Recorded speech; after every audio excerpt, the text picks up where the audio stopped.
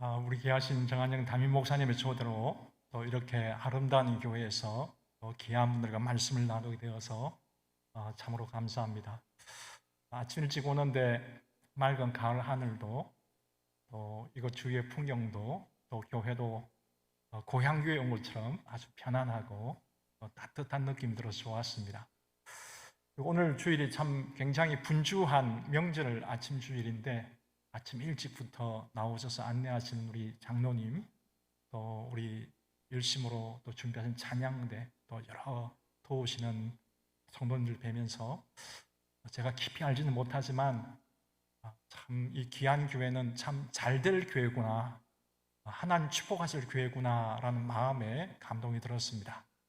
복된 교회에서 더욱더 열심으로 또 주님을 섬기시면 좋겠습니다. 오늘 여러분과 함께 나눌 말씀은요, 사랑 이야기입니다. 다함없는 사랑, 별 같은 사랑, 바다 같은 사랑, 순전한 사랑. 어쩌면 인간의 역사에 존재한 적이 없었던 유일무이한 사랑 이야기입니다. 우리 모두는 다 사랑하기를 원하고요, 다 사랑받기를 원합니다.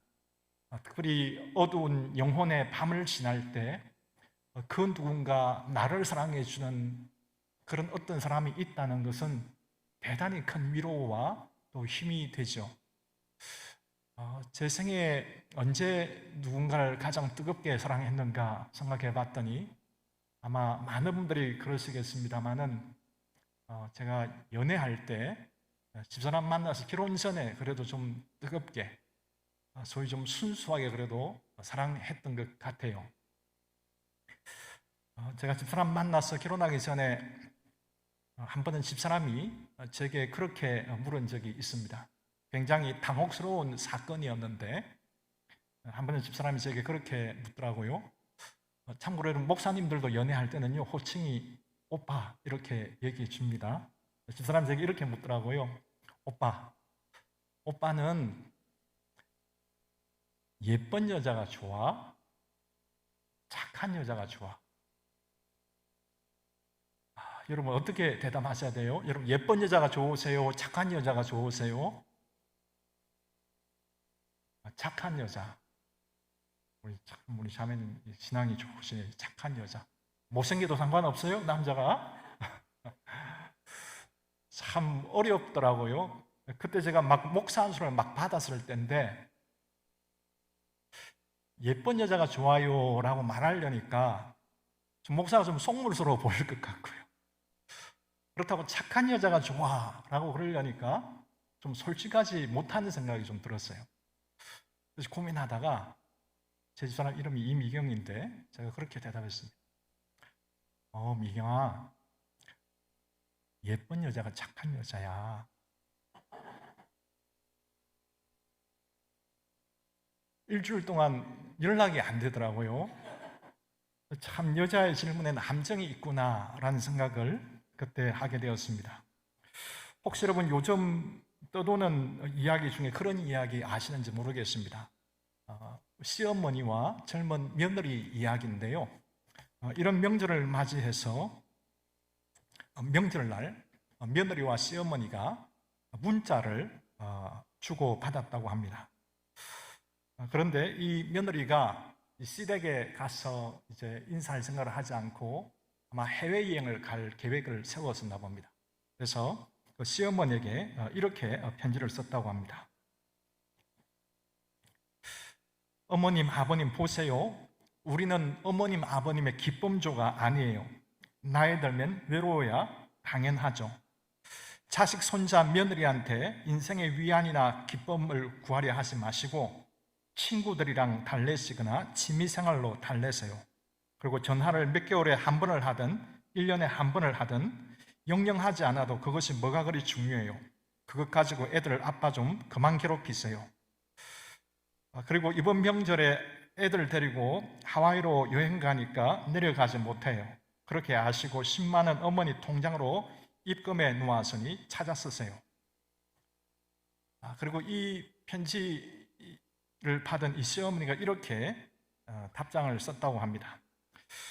고맙다 며느라가 형편도 어려울 텐데 이렇게 큰 돈 10만 원씩이나 보내주고, 이번 명절에 내려오면 선산 판 거 5억 하고 요 앞에 도로 난다고 토지 보상 받은 10억 합해서 3남매에게 나누어 줄랬는데 뭐 바쁘면 할 수 없이 뭐 어쩌겠냐, 둘째하고 막내 딸에게 반반씩 갈라주고 말란다.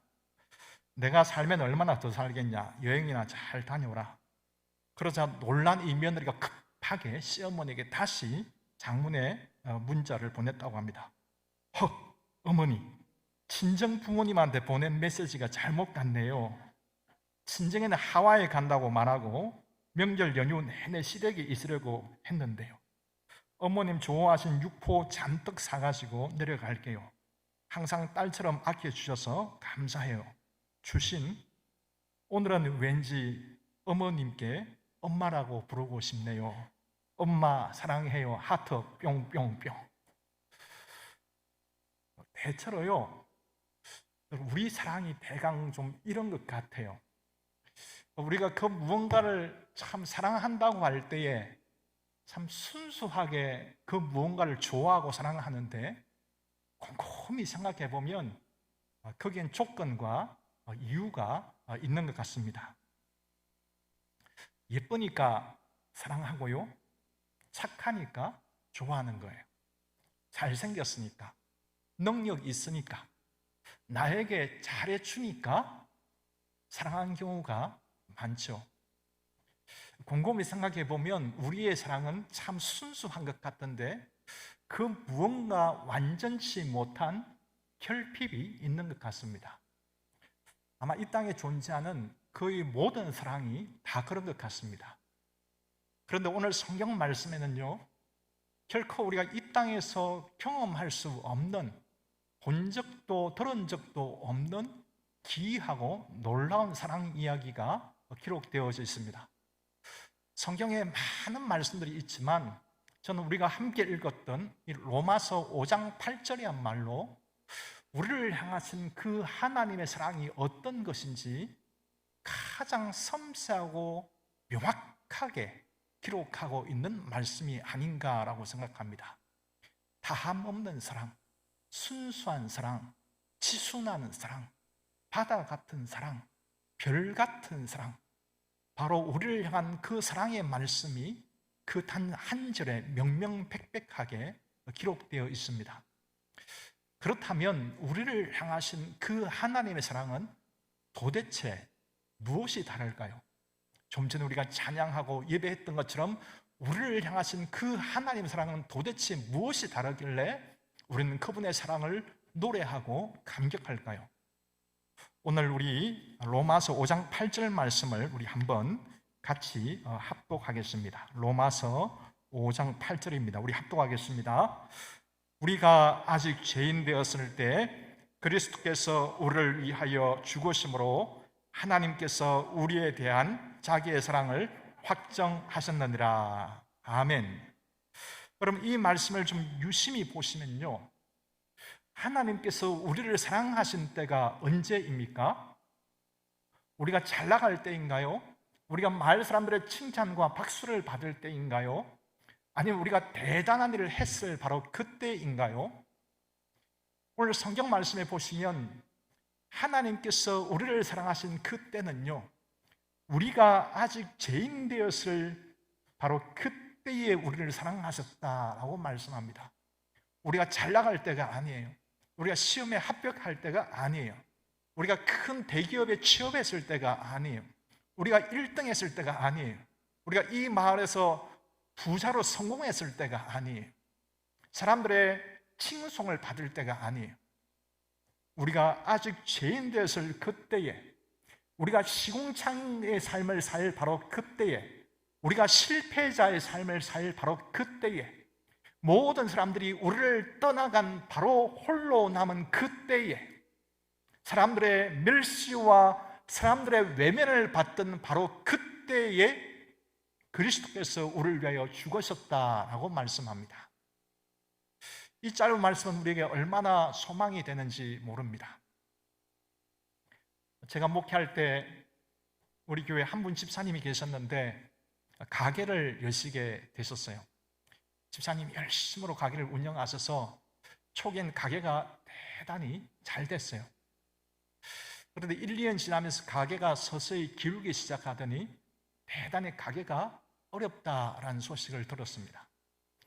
그래서 집사님 그 가게 신방을 가서 이제 짧게 하나님께 예배드리고 집사님과 좀 말씀을 나누게 됐는데요.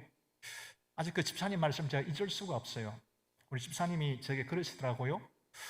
목사님, 사람들은 참 이상하죠? 그래서 집사님, 뭐가 이상해요? 그랬더니 집사님 말씀이 그래요. 가게가 잘 될 때는요, 어떻게 알았는지 곳곳에서 막 전화가 온대요. 아침에도 사람이 찾아오고 저녁에도 사람들이 찾아오고. 왜요? 돈 빌려달라고. 그렇게 사람들이 와서 만나려고 많이 한대요. 그런데 이렇게 가게가 안 되고 힘드니까 어떻게 알았는지 전화 한 통 없다는 거예요. 하루 종일. 그리고 인간관계가 싹 정리된다는 거예요. 어찌 보면 우리 삶의 참 슬픈 좀 단면을 좀 보여주는 것 같아요. 누구나 다 성공한 사람 옆에 서 있고 싶고 잘 나가는 사람 옆에 서 있고 싶잖아요. 누구나 사람들의 칭찬을 받는 사람 그 옆에서 그 사람의 친구가 되고 싶은 것이 우리의 본 마음이지 않습니까? 그런데 기이하고 놀랍게도 하나님은요, 그때 우리를 결코 사랑하신 게 아니에요. 그냥 좀 우리가 사회에서 못 나가고 안 될 때 정도가 아니고요, 완전히 소위 바닥 지하실에 떨어졌을 때 사람들의 외면과 사람들의 손가락질을 받던 그 죄인의 삶을 살던 바로 그때에 하나님은 우리를 사랑하셨다. 그리스도께서 우리를 죽으셨다라고 말씀합니다. 앞절에 나와 있는 것처럼 때때로 선인을 위하여 그리고 의인을 위하여 죽는 사람은 가끔 있습니다. 우리 역사에 보면 조국의 독립을 위하여 또 훌륭한 왕을 위하여 자신의 목숨을 던지는 훌륭한 분들이 가끔 계시죠. 자신이 삶을 던질 만한 어떤 대의와 어떤 그런 가치가 있는 것이면 사람들은 드물지만 자신의 목숨을 던지기도 해요. 그런데 불황하여 술주정뱅이요, 사람들의 밀수와 천대를 받는 가치 없는 그런 사람들을 위하여 선행을 베풀기는커녕 목숨을 던진 사람은 없죠. 그런데 우리 예수님은 언제 우리를 위하여 자신의 삶을 던지셨는가? 우리 주위에 친구가 많을 때가 아니에요. 우리 주위에 사람들이 많을 때가 아니고 우리 집안이 잘 될 때가 아니라 모든 사람들이 떠나가고 외면하고 심지어 돌을 던질 바로 그 죄인의 삶을 살던 바로 그때에 그리스도께서 우리를 위하여 죽으셨다라고 말씀합니다. 저는 이 짧은 한 절을 생각하면 우리의 삶이 그래도 살만하구나라는 생각을 하게 됩니다. 왜냐하면 서두에 말씀드렸듯 아무리 힘들고 어려워도요, 그리고 내게 가치 있는 그 무언가 한 가지, 변함없이 나를 기억해주고 사랑하는 그 어떤 한 분이 계신다라는 이 사실은 그래도 숨이 턱턱 막히는 현실 가운데서도 숨을 쉬도록 만들어줘요. 그래도 살아갈 이유를 제공해 줍니다. 그래도 나를 사랑해주는 그 한 사람이 있지. 근데 우리 하나님께서는 우리가 잘 나갈 때뿐만 아니라 모든 사람이 떠나간 정말 아무도 남지 않은 바로 그때에 그냥 사랑하시는 것이 아니라 죽으심으로 사랑하셨으니 아무리 우리의 삶이 공고하고 힘들어도 살아갈 이유가 있는 거죠. 그런데 조금 더 구체적으로 우리가 아직 죄인되었을 그때에 누가 어떻게 우리를 사랑하셨나요? 우리 한번 본문 말씀을 한 번 더 합독하시겠습니다. 5장 8절입니다. 우리가 아직 죄인 되었을 때에 그리스도께서 우리를 위하여 죽으심으로 하나님께서 우리에 대한 자기의 사랑을 확정하셨느니라. 아멘. 여기서 주목할 것은 여러분, 우리가 아직 죄인 되었을 때에 우리를 위하여 죽으신 분이 누구신가 할 때, 우리를 위하여 죽으신 분은 결코 그저 그런 분이 아니셨다라는 사실입니다. 우리가 죄인 되었을 때 죽으신 분이 누구신가요? 성경은 말씀하시기를 그리스도께서 우리를 위하여 죽으셨다라고 말씀합니다. 여러분, 그리스도는 누구신가요? 예수 그리스도, 메시아, 하나님의 순결하신 아들, 하늘의 고귀한 왕자, 하늘의 총사령관이신 바로 그분께서 우리가 아직 죄인 되었을 때 죽으셨다라고 말씀합니다. 저는 이 짧은 말씀을 상상할 수가 없습니다. 왜냐하면 역사 속에 그런 예를 찾아볼 수가 없기 때문이에요. 얼마 전에 영국 여왕께서 서거하셨습니다마는 인간의 역사는 왕을 위하여, 여왕을 위하여, 퀸을 위하여 당연히 백성이 싸우다 죽는 것이 마땅하지만 성경은 반대로 그냥 백성도 아니요, 저 죄인된 자들을 위하여 왕 중의 왕이요, 대통령 중의 대통령이신 우주의 총사령관께서 죽으신 사건이기 때문에 그렇습니다. 그 고귀하신 왕께서 우리를 위하여 하신 것이 무엇입니까? 죽으셨다라고 말씀합니다. 여러분, 목숨을 던졌다는 것은요, 다 던진 거예요. 여러분, 죽은 사람에게 무슨 명예가 필요했으며, 무슨 돈이 필요했으며, 무슨 권세가 필요하겠습니까? 만약 어떤 사람이 어떤 사람을 사랑해서 자신의 목숨을 던졌다 그러면요, 우리는 그 사랑을 의심할 수 없어요. 왜 그렇습니까?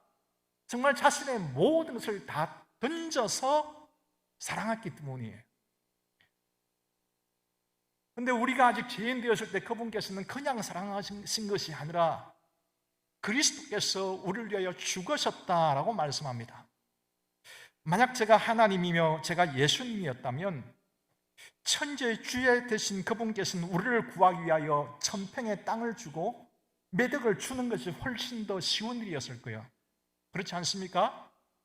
온 대륙과 온 땅과 하늘의 주인 되신 분이 그분이시라면 땅 몇천 평 주는 게 쉬웠을 것 아니에요? 그런데 그분께서 우리가 시궁창의 삶을 살 때 그저 약간의 호의와 선행을 베푸신 것이 아니라 하나님의 아들께서 친히 죽으셨다라고 말씀하고 있는 것입니다. 기이하고 놀라운 이야기죠. 객관적으로 과연 우리의 목숨은 그 정도의 가치가 과연 있는 것일까요? 돈으로 환산할 때 우리 목숨의 가치는 과연 얼마일까요? 그건 누군가가 나를 위하여 죽어서라도 살 가치가 있는 우리의 삶일까? 게다가 그저 그런 분이 아니라 고귀하신 왕의 아들께서, 천지의 창조주께서 과연 자신의 목숨을 던져서라도 과연 내 삶은 건질 만한 가치가 있는 삶이었던가? 우리는 이 말씀을 생각하면 우리를 위하여 죽으신 분이 누구신가? 라는 것을 생각할 때 숙연해지지 않을 수가 없습니다. 게다가 이분의 죽음의 과정 또한 기이하고 놀랍고 처연하기 짝이 없었습니다. 아마 이 자리에 앉으신 많은 분들이 언젠가 이 땅의 마지막 날을 맞이할 때 담임 목사님의 임종 예배나 또 사랑하는 교우나 가족들, 또 사랑하는 친지들의 마지막 인사 속에서, 또 혹은 병원에서 마지막 순간을 맞이하게 되겠죠. 그런데 우리가 아직 죄인 되었을 때 죽으신 그리스도는 결코 우아하게 죽으신 것이 아니었습니다. 종종 우리가 성화에서 십자가에 못 박히신 그리스도의 아름다운 모습을 보지만 실상 성경이 기록하고 있는 그분의 죽음은 처연하고 외롭고 비참하기 짝이 없었습니다. 여러분 잘 아시는 것처럼 복음서를 보면 그분께서는 잡히시던 밤에 겟세마네에서 기도하셨죠.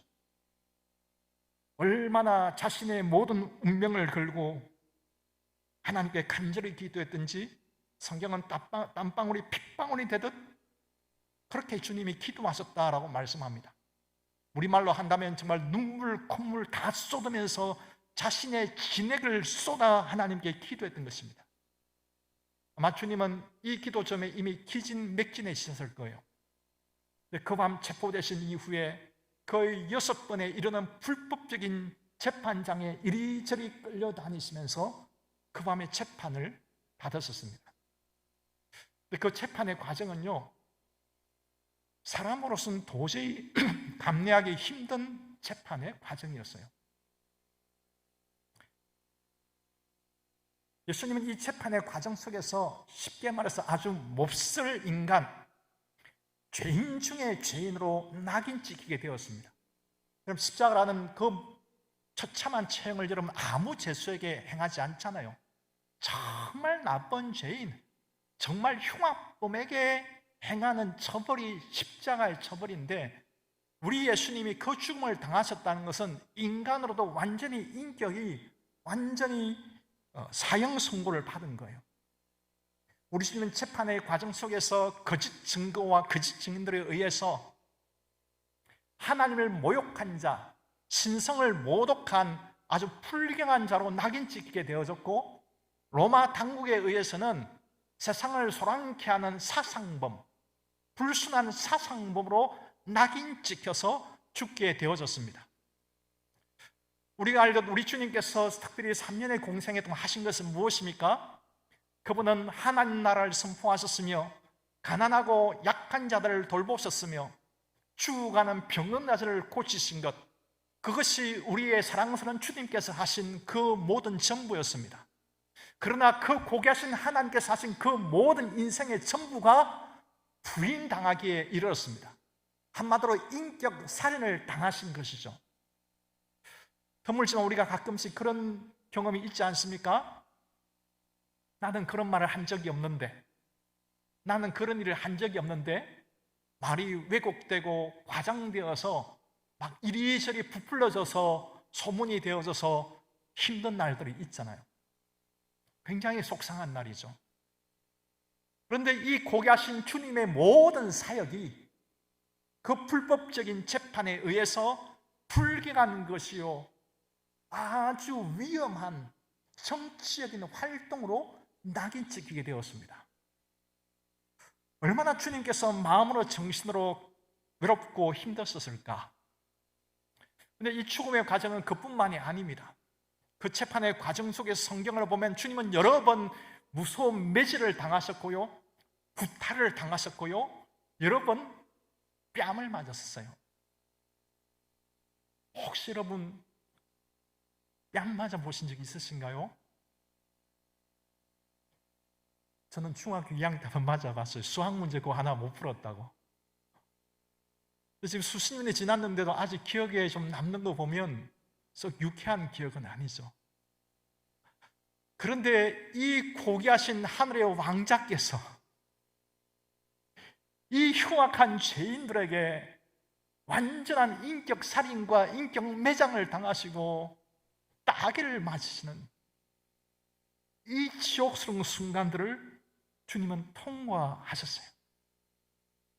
뿐만 아니라 우리 주님은 십자가 위에서 나의 하나님, 나의 하나님, 어찌하여 나를 버리시나이까? 영원 전부터 성부 하나님과 성자 하나님 사이에 긴밀히 이어오던 그 교제가 우리의 죄를 대신 짊어지고 뒤집어 쓰고 죽으시는 그때 마치 끊기는 듯한 깊은 절망과 소외의 경험을 죽음 가운데 하셨으며, 또한 이분은 죽음 이후에도 비참한 모욕을 받았었습니다.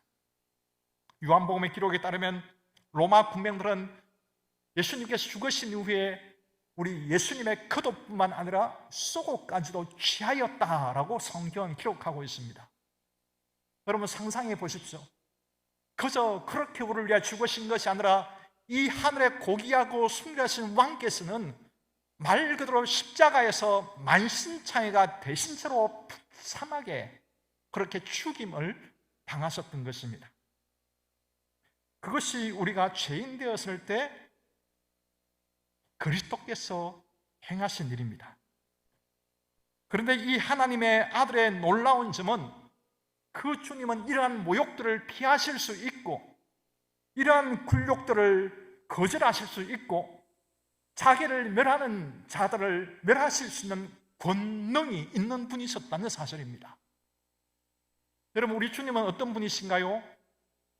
단 한마디 말씀으로 폭풍을 잔잔케 하실 수 있는 천재 주제셨습니다. 단 한마디 말씀으로 어느 누구도 쫓지 못하는 군대의 마귀를 쫓아낼 수 있는 능력의 주님이셨고요, 단 한마디 말씀으로 죽은 자도 살려낼 수 있는 전능자하셨습니다. 단 한마디 말씀으로 천군 천사를 동원해서 예루살렘 성을 멸할 수 있는 권능을 가진 분이 우리 주님이셨습니다. 여러분, 우리가 힘이 있으면 좀 쓰고 싶잖아요. 그런데 우리 주님은 그 모욕과 매질을 견뎌내셨어요. 단 한 번도 울분의 주먹을 불끈쥐지 않으시고 한없이 악하고 한없이 약한 자들의 채찍과 모욕을 견뎌내셨습니다. 그리고 더 놀라운 것은 이 모든 일들이 철저하게 주님의 자의로, 자신의 의지로 행해졌다는 것입니다. 요한복음에 보면 내가 내 목숨을 버리는 것은 이라고 말씀하시고요, 그 누군가가 내게서 빼앗는 것이 아니요 내가 스스로 목숨을 버리노라 라고 말씀합니다.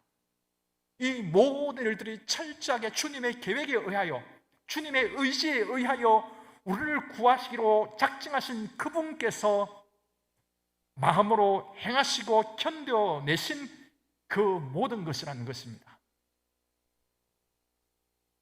여러분 인생에 이런 사랑을 주신 분이 혹시 계신가요? 우리는 작은 선의와 호의에도 고마워하고 감동합니다.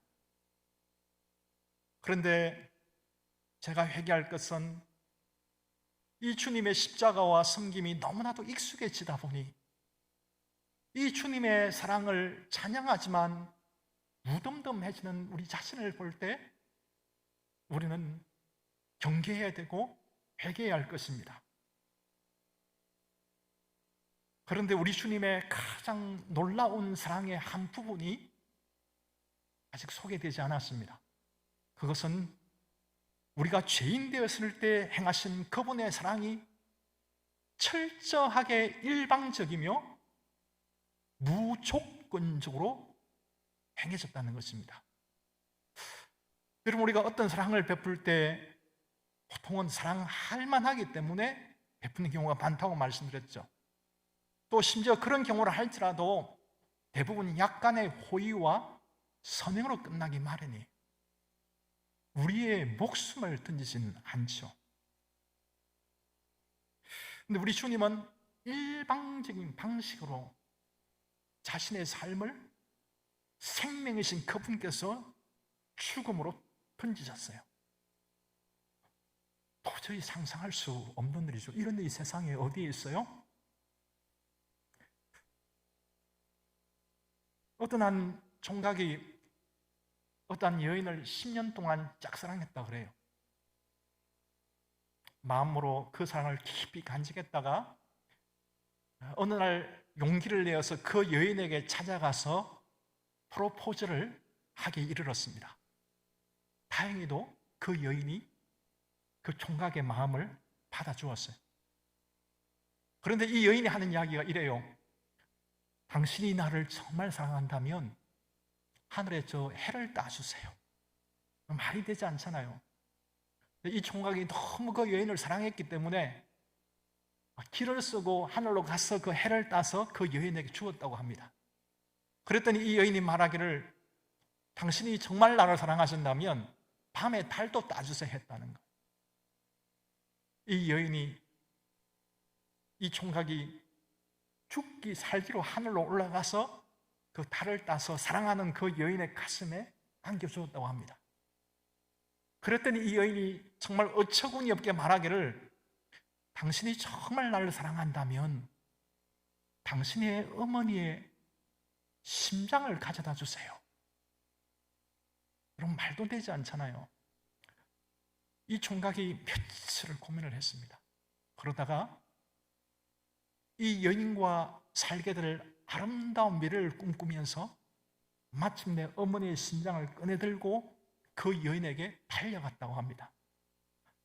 그렇게 언덕을 넘어서 그 여인에게 달려가고 있는 즈음에 그만 돌부리에 채여서 넘어지게 되었고, 그 품속에 있던 어머니의 심장이 떼굴떼굴 굴러서 언덕 아래로 떨어지게 되었습니다.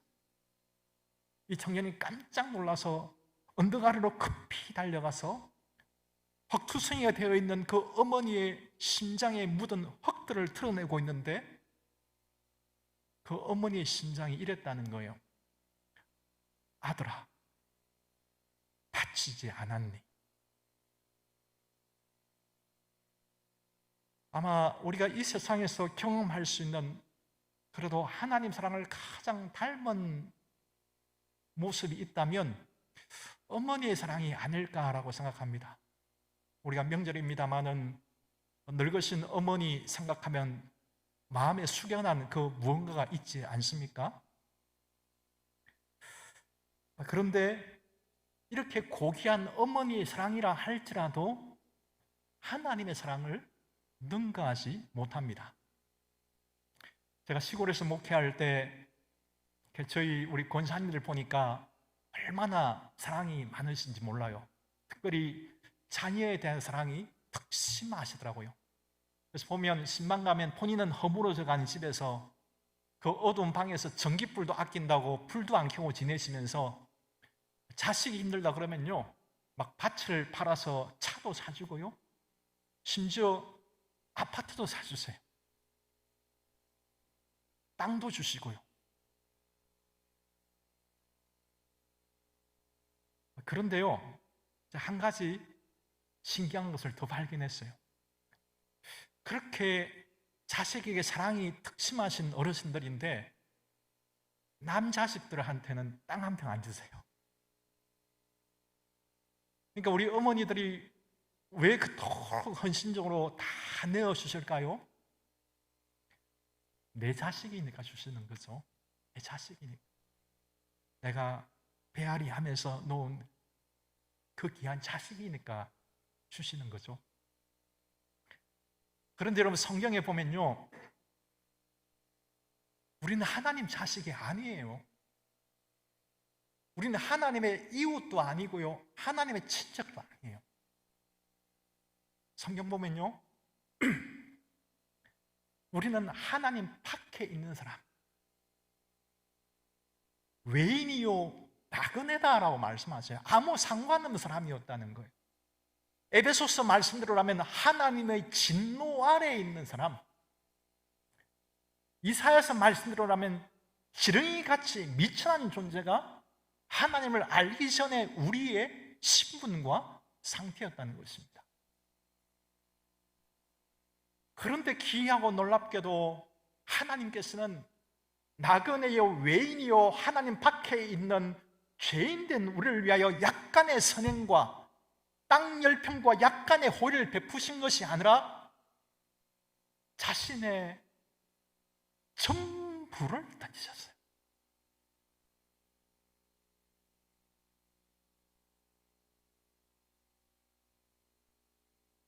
주님 사랑은 그런 겁니다. 우리가 이 사랑을 많이 잊는 것 같아요. 이 믿음의 선진들은 이렇게 찬송했었습니다. 나 십자가 대할 때에 그 일이 고마워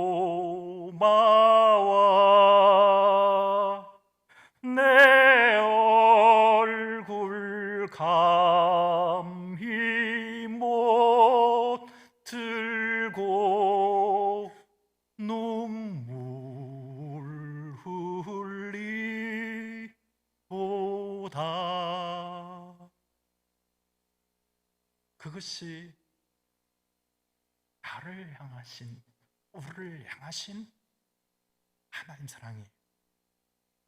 그래서 영국의 존 스토트 목사님은요, 이 사랑을 이렇게 묘사했습니다.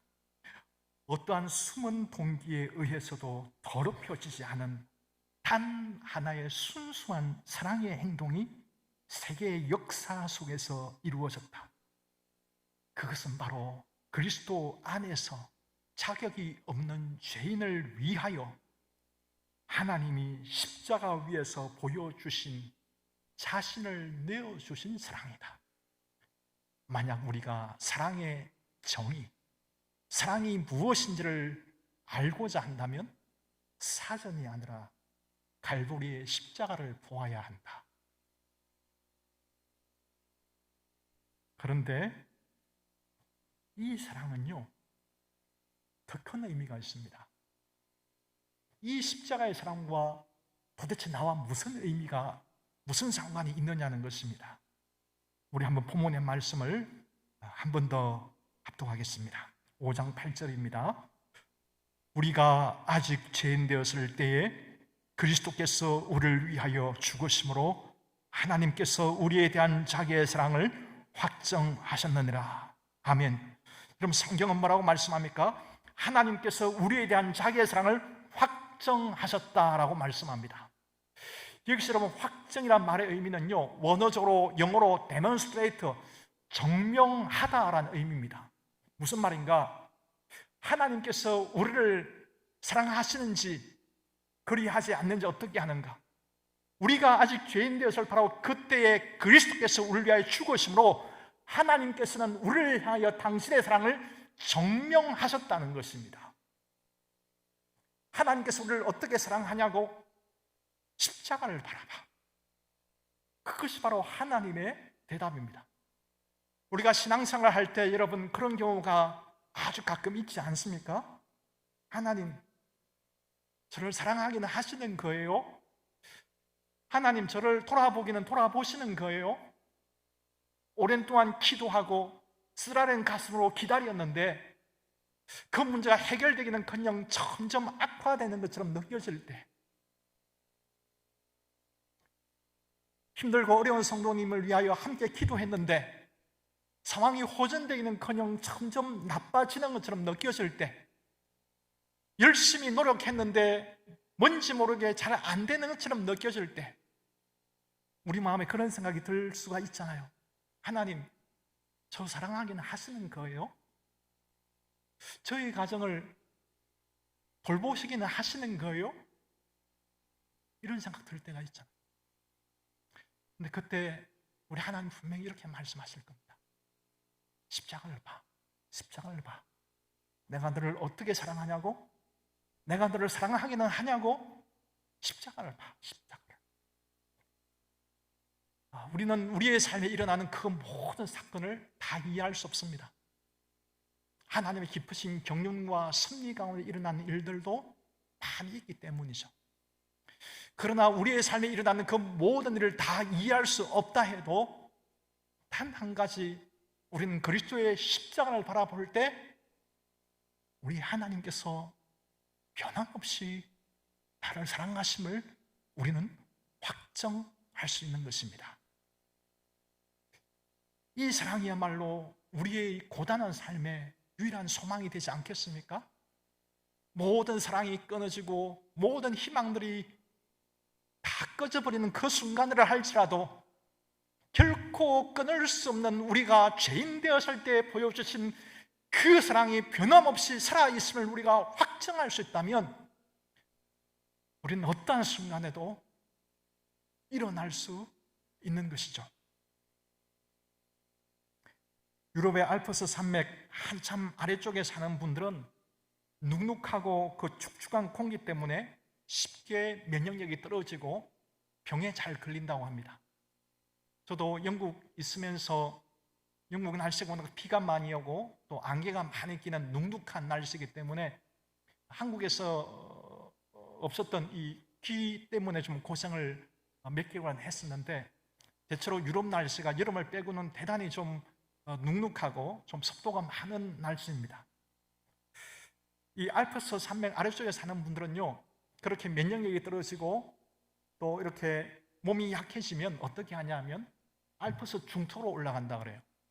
그 중턱에서 오늘처럼 따스러운 가을 햇살과 그 맑은 공기를 마음껏 며칠 동안 마시고 쉬면요, 다시 면역력이 올라가고 다시 회복이 된다 그래요. 우리도 삶을 살다가 영적인 면역력이 떨어지고 둔감해지고 연약해지고 쇠잔해지는 순간들이 있지 않습니까? 그때 우리는 어떻게 해야 됩니까? 그때 우리는요, 갈보리의 언덕으로 올라가야 돼요. 갈보리의 언덕으로 올라가서 우리가 아직 죄인 되었을 바로 그때에도 변함없이 자신의 모든 것을 던지셨던 그리스도의 사랑을 붙잡아야 됩니다. 그 사랑 깊이 묵상하면요, 내게 아직 희망이 있구나, 그래도 살아갈 이유가 있구나, 변함없이 내 곁에 계시는 분이 있구나, 나를 이 구덩이에서 건져 끌어오실 분이 있구나라는 것을 발견하게 될 것입니다.